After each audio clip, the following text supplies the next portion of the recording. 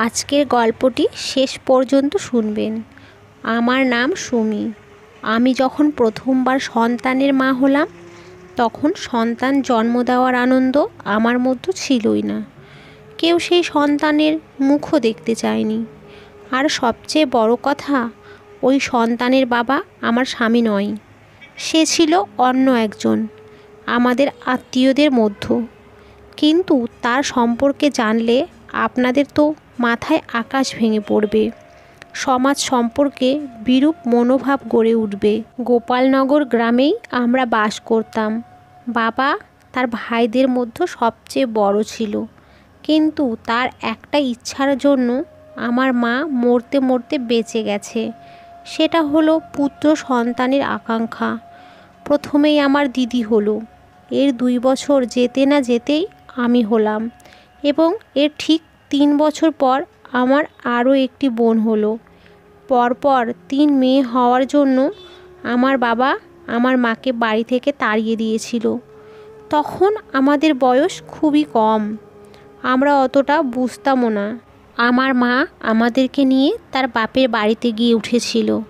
আমার দাদুর আর্থিক অবস্থা তেমন ভালোও ছিল না, তাই আমার মা ধূপকাঠি তৈরির কাজে লেগে গেল।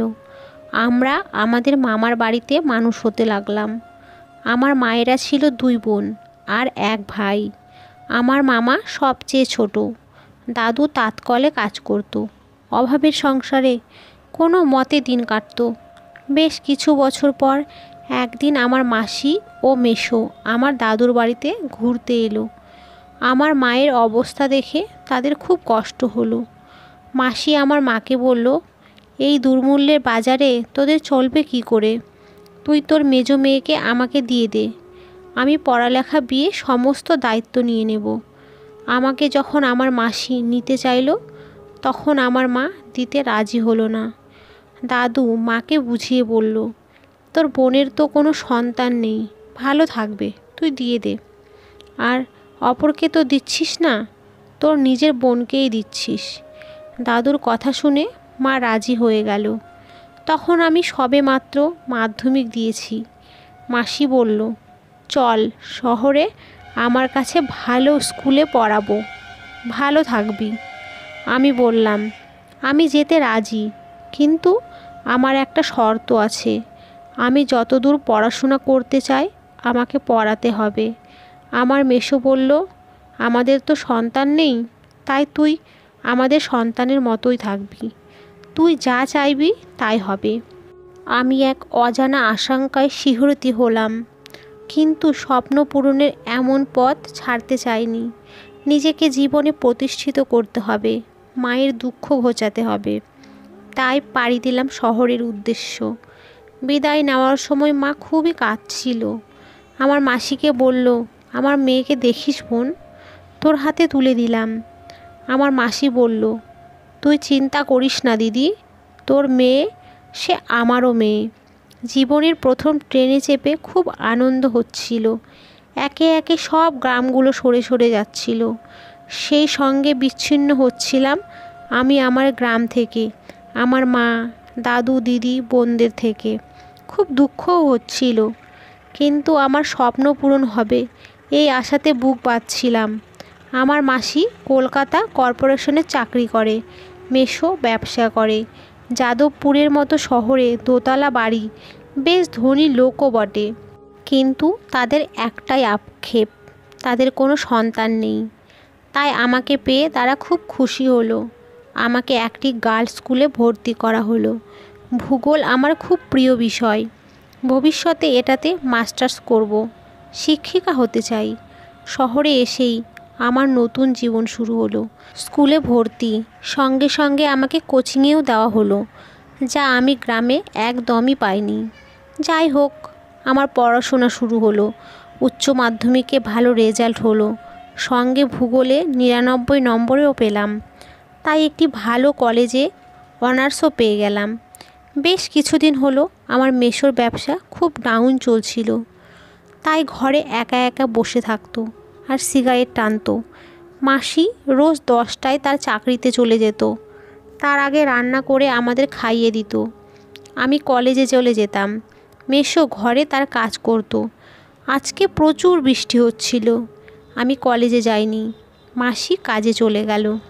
আমি গল্পের বই খুলে পড়ছিলাম, হঠাৎ ডাক এলো, সুমি, এদিকে আয় তো। আমি দৌড়ে গিয়ে বললাম, কিছু বলছো মেসো?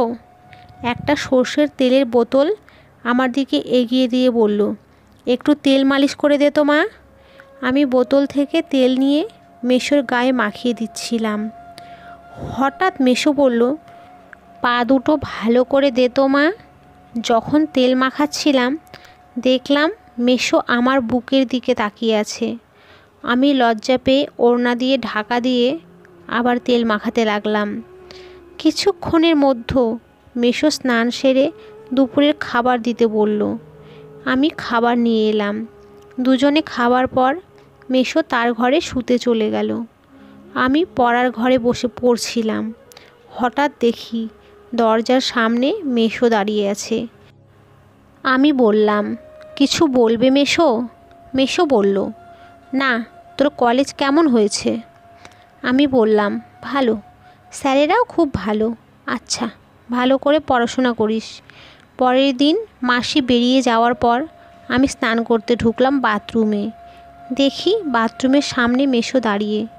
আমি বললাম, স্নান করবে মেসো? বলল, হ্যাঁ। আমি বললাম, আমি আগে করে নিই। আচ্ছা ঠিক আছে, আমি স্নান করছি। দেখলাম মেসো যায়নি, বাথরুমের জানালার সামনে দাঁড়িয়ে রয়েছে। বেশ কিছুদিন ধরে দেখছি মেসো আমাকে ফলো করছে। আমাদের কলেজে ভূগোল বিভাগে এক ছাত্র ছিল, তার নাম নীল।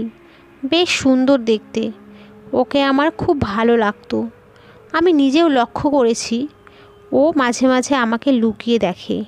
রবিবারের দিন মাসিকে কাজ সেরে খাওয়া দাওয়া করে আমার ঘরে এসে মাসি বলল, কেমন পড়াশোনা হচ্ছে?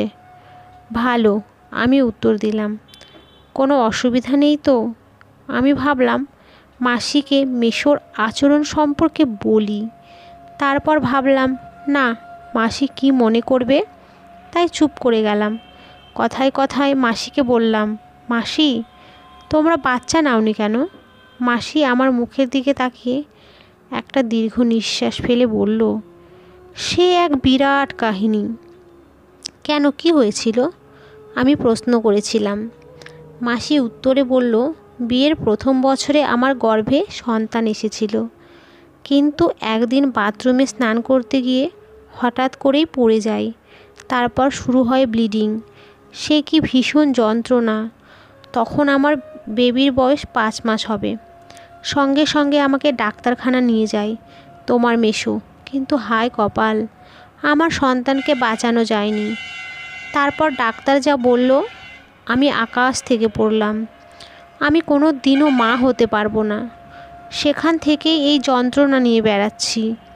কিন্তু তুমি আসাতে আমাদের দুঃখ গেছে। কিন্তু তোকেও তো বিয়ে দিতে হবে, সেই একা থাকতে হবে আমাদের। এইভাবে বলতে বলতে মাসি কাঁদতে লাগলো। আমি সান্ত্বনা দিয়ে বললাম, আমি পড়াশোনা করব, তোমাদের ছেড়ে এত সহজে যাচ্ছি না। একদিন আমার মেসো টলতে টলতে বাড়ি ঢুকলো। তখন দুপুরবেলা। দেখি গায়ে মদের গন্ধ, ভালো করে হাঁটতেও পারছে না। আমি তাকে ধরে নিয়ে গিয়ে বিছানায় শুইয়ে দিলাম। পরের দিন নেশা কেটে গেলে মাসির কাছে খুব মুখ শুনেছিল। মেসো যেন কেমন বদলে যেতে লাগলো। মাসির চোখে ধরা না পড়লেও আমি বেশ বুঝতে পারছিলাম। একদিন আমি শুয়ে আছি, হঠাৎ আমার ঘরে ঢুকলো মেসো। আমি ভাবলাম কোন জিনিস নিতে এসেছে, কিন্তু দেখলাম ভালো করে আমাকেই দেখছে। আমি চাদরটা গায়ে নিয়ে নিলাম। তখন মেসো ঘর থেকে বেরিয়ে গেল। আর একটা কথা আপনাদের বলাই হয়নি, যা আমি কোনো দিনও ভাবতে পারিনি, কারণ আমার ক্যারিয়ারের সমস্যা আসতে পারে, তাই তা গুরুত্ব দিইনি। আমাদের কলেজের ভূগোল বিভাগের এক ছাত্র নীল, যার কথা আপনাদের আগেই বলেছি, সে আমাকে প্রপোজ করেছে, কিন্তু আমি এখনও কোনো উত্তর দিইনি। আমার কি করা উচিত তা নিয়েও বেশ চিন্তায় ছিলাম। নীলকেও না বলা আমার পক্ষে কঠিন ছিল। সব মিলিয়ে আমার মধ্যে ভয় ও আনন্দ দুটোই কাজ করছিল। নীল আমাকে দেখা করতে বলেছে, কিন্তু আমি কোনো উত্তরই দিইনি। পরের দিন কলেজ যেতে নীল বলল, কি হলো? আমি একটা প্রশ্নের উত্তর চেয়েছিলাম। কবে পাবো? সবুরে মেওয়া ফলে। হেয়ালি না করে বলো, কি বলতে চাও? সময় হলেই সব বলবো। কবে সময় হবে? দেখা যাক। এই বলে নিজের কথার উত্তর না দিয়ে এড়িয়ে গেলাম। কিন্তু আমার মন নীলের প্রতি ছিল, তাই আমি ওকে অপেক্ষা করতে বলেছিলাম। সেদিন আমি কলেজে যাইনি। শরীরটা ঠিক ভালো লাগছিল না, তাই দুপুরে মেসোকে খেতে দিয়ে আমি খেয়ে নিলাম। তারপর বিছানায় শুয়ে পড়লাম। হঠাৎ দেখি আমার মুখে যেন সেলোটেপ দিয়ে লাগানো। হাত দুটো বাঁধা মনে হলো। আমার শরীরের উপর যেন কেউ বসে আছে। প্রচণ্ড কষ্ট হচ্ছিল। শরীরটা খারাপ ছিল, তাই মনে হয় আলস চেপেছে। তাই জোর করে ছাড়াতে চাইলাম, কিন্তু পারলাম না। শরীরে জোর নেই। আর চোখ খুলতেই যা দেখলাম, আমার তো সারা শরীর কাঁপতে লাগলো। প্রাণপণে উঠতে চেষ্টা করলাম, কিন্তু কিছুতেই উঠতে পারলাম না। দেখলাম আমার মেসো আমার বুকের উপর চেপে বসে আছে। তারপর আমি চিৎকার করতে লাগলাম, কিন্তু গলার স্বর কিছুতেই বেরোলো না। প্রাণপণের বাঁচার চেষ্টা চালিয়ে গেলাম, কিন্তু কিছুতেই কিছু করতে পারলাম না। আমার সব শেষ হয়ে গেল। আমি কাঁদতে আরম্ভ করলাম। মেসো এমন কাজ করতে পারে তা আমি স্বপ্নেও ভাবিনি। দু চোখ দিয়ে কেবল অশ্রু ঝরতে লাগলো। কেন কেন এমনটা করলে মেসো? আমি তোমার মেয়ের মতো। আমার বাঁচার শেষ অবলম্বনটাও শেষ করে দিলে। কিন্তু মুখ থেকে কান্নাকাটি করা ছাড়া আর আমার কিছুই ছিল না। মেসো আমাকে শাসিয়ে দিয়ে বলল, যদি এ বিষয়ে মুখ খুলিস তাহলে তোর পড়াশোনা তো শেষ হবে, তার সঙ্গে আমাকে প্রাণে মারার হুমকিও দিল।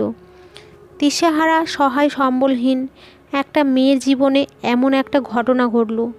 তার জীবনে অভিশাপ নেমে এলো। সমস্ত বিষয়ে আমি চুপ ছিলাম। কলেজ যাওয়া বন্ধ করেছি। মাসি ব্যাপারটা লক্ষ্য করলো। বলল, সামনে পরীক্ষা, আর এত কলেজ বন্ধ করছিস কেন? আমি বললাম, বাড়িতে ভালো করে পড়ব, তাই কলেজ যাচ্ছি না। মাসি বলল, ঠিক আছে, ভালো রেজাল্ট করতে হবে কিন্তু। আমি দিন দিন শেষ হয়ে যেতে লাগলাম। ঠিক মতো পড়াশোনাও করতে পারছিলাম না। ভাবলাম মায়ের কাছে চলে যাই, কিন্তু আবার ভাবলাম মাকে আবার কষ্ট দেব। এমনি করে বেশ কয়েক মাস চলে গেল। আমি ভাবিনি আমার জীবনে এমন কোনো দিন আসবে। একদিন দেখি শরীরটা কেমন বমি বমি করছে। বমি করে এসে আয়নার সামনে দেখলাম নিজেকে। তারপর তো আমার প্রাণ বেরিয়ে যাওয়ার উপক্রম হলো। আমার পেটে বাচ্চা আসেনি তো? হে ভগবান, এবার আমার বেঁচে থাকার সব আশা শেষ হয়ে যাবে। বিছানায় পড়ে পড়ে কাঁদছিলাম। হঠাৎ মাসি ব্যাপারটা লক্ষ্য করলো। আমাকে বলল, কি হয়েছে? আমি জবাব না দিয়ে কাঁদতে লাগলাম। মাসি আমাকে ভালো করে পরীক্ষা করে দেখে বলল, কি সর্বনাশ! এ কী কাজ করেছিস তুই? কোথা থেকে মুখ পুড়িয়ে এসেছিস? কি করে এমনটা হলো? কে এমন করেছে? আমি কাঁদতেই থাকলাম। মাসি ব্যস্ত হয়ে বলল, কতদিন হলো? চল, এই বলে আমাকে ডাক্তারের কাছে নিয়ে গেল। ডাক্তার নিশ্চিত করলো আমার পেটে 4 মাসের বাচ্চা। কি হবে এখন ডাক্তারবাবু? কিছু করা যাবে? ডাক্তার বললেন, এই সময় আর কিছু করা যাবে না, একমাত্র সঠিক সময়ে ডেলিভারি। আমার মাথায় আকাশ ভেঙে পড়ল। কি করি? দিন দিন আমার গর্ভে সন্তান বাড়তে লাগলো। অজানা আশঙ্কায় আমি দিশেহারা হয়ে পড়লাম। কি করব ভেবেই পাচ্ছি না। মৃত্যু, হ্যাঁ, মৃত্যু আমাকে এই যন্ত্রণা থেকে মুক্তি দিতে পারে। আমি ঠিক করলাম এই জীবনে আর রাখব না। যখন আমি প্রস্তুতি নিচ্ছি নিজেকে শেষ করব, তখন আমার মাসি এসে বলল, খবরদার, এমন মনোভাব কখনো আনবি না। কিন্তু মাসি, এছাড়া আমার আর কিছু করারও নেই। সমাজে মুখ দেখাবো কি করে? আমার সন্তানের পরিচয় কি হবে? দীর্ঘদিন কলেজে যাইনি, পরীক্ষাও আমার দেওয়া হলো না। হঠাৎ একদিন দেখি নীল এসে উপস্থিত আমার মাসির বাড়িতে। মাসি তাকে নিয়ে বসলো ওয়েটিং রুমে। সুমি আছে মাসিমা? মাসি আমার ঘরে এসে বলল, কেউ তোর সঙ্গে দেখা করতে চায়। আমি বললাম, ওকে আমি চিনি না, ওকে এখনই বিদায় করো। মাসি বলল, এই সময় এমন ভুল হয়েই থাকে, আর যা হয়েছে তার জন্য দায়ী ওই ছেলেটাই। একমাত্র ওই তোকে বাঁচাতে পারে। আমার কাছে নিয়ে এলো মাসি। আমি শুয়েছিলাম। নীল বলল, কি ব্যাপার, পরীক্ষা দিলে না? অনেক চেষ্টা করেছি তোমার সঙ্গে যোগাযোগ করার, কিন্তু পারিনি। কি হয়েছে তোমার? আমাকে বলোনি কেন? আমি কোনো জবাব দিলাম না। আবারও নীল বলল, কি হয়েছে বলো? আমি বললাম, তুমি এখান থেকে চলে যাও নীল। আমার অভিশপ্ত জীবন থেকে তুমি দূরে সরে যাও। এইবারে নীল জেদ করে বলল, দূরে চলে যাব বলে তোমার জীবনে আসিনি। তবে হ্যাঁ, তুমি একবার বলো যে তুমি আমাকে ভালোবাসো না, তাহলে আমি চলে যাব, আর কোনো দিনও আসবো না তোমার কাছে। এ জীবনে আর আমি তোমার হতে পারলাম না নীল। কিন্তু কেন? আমার কি অপরাধ বলো? তোমার কোনো দোষ নেই নীল, দোষ আমারই ভাগ্যের। কি আবোল তাবোল বলে যাচ্ছ? আমি কথা দিচ্ছি, তোমার যাই হয়ে থাক, আমি সারা জীবন তোমার পাশে থাকব। সত্যি ঘটনা জানালে তুমি আমাকে ঘৃণা করবে নীল। না না, আমি আমার সুমিকে ঘৃণা করতে পারি না। আমি মা হতে চলেছি নীল। অসম্ভব, এ কোনো দিনও হতে পারে না। এটা কি করে সম্ভব? হ্যাঁ, এটাই সত্যি। আর এই সন্তানের বাবাও তুমি না। তাহলে কে? আমি তোমাকে বলতে পারবো না। তুমি চলে যাও নীল, চলে যাও। যদি আমাকে ভালোবেসে থাকো তাহলে আমাকে সত্যি কথাটি বলো সুমি। সত্যটা তোমাকে বলতে পারবো না, তাই তুমি আর কোনো দিন আমাদের বাড়িতে আসবে না। নীল বলল, সত্যটা আমার জানা খুবই দরকার। জেনে তবেই আমি এখান থেকে যাব। মাসি দরজায় দাঁড়িয়ে আমাদের সব কথা শুনছিল। আমাকে বলল, তবে সত্যি করে বলো, এই সন্তানের বাবা কে? আমি তার কাছে এক্ষুনি যাব। আমি বললাম, সে আর কেউ নয়, আমার মেসো। মাসি অগ্নি মূর্তি হয়ে সপাটে আমার গালে চড় মেরে দিল। তুই কি বলছিস? একবার ভেবে দেখেছিস? আমি বললাম, হ্যাঁ, আমার সব শেষ করে দিয়েছে মেসো। নিজের মেসোর সম্পর্কে এত ঘৃণ্য অপবাদ দিতে তোর মুখে একটুও আটকালো না? আরে, আগে তো ওর সম্পর্কে ভালো করে জেনে তারপরে বলতিস। আমার মাসি বলল, যখন ডাক্তার বলেছিল আমি আর কোনো দিনও মা হতে পারবো না, তখন তোর মেসো নিজেকে অপারেশন করে নিয়েছে, যাতে ও কোনো দিনও বাবা হতে না পারে। কার কাছে মুখ পুড়িয়েছিস? আর আমার মানুষটার নামে বদনাম করছিস। তোর অন্নদাতা, নতুন জীবনদাতা, তার বিরুদ্ধে এমন কথা বলতে পারলি? আমার মাথা বনবন করে ঘুরতে লাগলো মাসির কথা শুনে। তাহলে সেদিন? না না, এ মিথ্যে হতে পারে না। আমি অঝরে কাঁদতে লাগলাম। নীল বলল, আমি জানি না ওই সন্তানের বাবাকে, কিন্তু আমি তার বাবা হতে চাই। আমি বললাম, না নীল, অন্যের দোষ তুমি কেন নেবে? আমি যখন অপরাধী, তাহলে আমাকেই এই অপরাধ নিয়ে থাকতে দাও। আমি চলে যাব যেদিকে মন চায়। তুমি আমার জীবন থেকে দূরে চলে যাও। কিন্তু নীল কিছুতেই আমাকে ছাড়লো না। রোজই আমাকে দেখতে আসতো, আমার শরীরের যত্ন নিত, ডাক্তারের পরামর্শ নিত। আমি নীলের ভালোবাসার কাছে হেরে গিয়েছিলাম। আমার সব জানা সত্ত্বেও যখন ও আমাকে আপন করতে চায়, তাহলে আমি ওকে কেন কষ্ট দেব? না, এমনি করে যখন আমার সন্তান হওয়ার সময় হলো, নীল সন্তানের বাবার পরিচয় দিয়ে, আমার স্বামীর পরিচয় দিয়ে নার্সিংহোমে ভর্তি করালো আমাকে। ভর্তির দুদিনের মধ্যে আমি সন্তান প্রসব করলাম। কিন্তু যা দেখলাম, আমার তো হুঁশ উড়ে গেল। আমি কিছুতেই বুঝে উঠতে পারলাম না, এটা কি করে সম্ভব? কোথায় আমার সন্তান? না, কোনো কান্নাকাটি করছে না, আমি ভাবলাম আমি মৃত সন্তান জন্ম দিয়েছি। ডাক্তারবাবু, আমার ছেলে না মেয়ে হয়েছে? আমার স্বামী কোথায়? নীল, তুমি কই? আমার কাছে এসো। ডাক্তার বলল, এই নাও তোমার সন্তান। আমি চোখ মেলে দেখতেই আশ্চর্য হয়ে গেলাম। 9 মাস ধরে একে আমি গর্ভে ধারণ করেছি। এটা কি? না কোনো ছেলে বা মেয়ে নয়, এটা একটা মাংসপিণ্ড, যাতে প্রাণ নেই। ডাক্তার বলল, এতদিন ধরে তুমি এই টিউমারটাকে গর্ভে ধারণ করেছো। তবে হ্যাঁ, সঠিকভাবে অপারেশন হয়েছে। এখন তুমি সম্পূর্ণ বিপদমুক্ত, স্বাভাবিক জীবনযাপন করতে পারবে। আমার মনে হলো যেন আমি একটা দুঃস্বপ্ন দেখেছিলাম। ঘুম ভাঙাতে সব উধাও। নীল যত্ন করে আমাকে তার জীবনসঙ্গী বানিয়েছিল। আমার পড়াশুনো পুরো করার দুঃস্বপ্ন দেখেছিলাম। ঘুম ভাঙতে সব উধাও। নীল যত্ন করে আমাকে তার জীবনসঙ্গী বানিয়েছিল।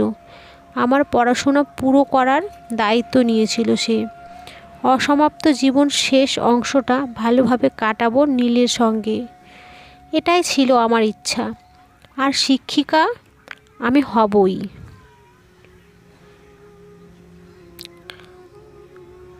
গল্পটি কেমন লাগলো কমেন্ট করে জানাবেন প্লিজ। আর পরবর্তী গল্পের জন্য চ্যানেলটি সাবস্ক্রাইব করুন। ধন্যবাদ সবাইকে।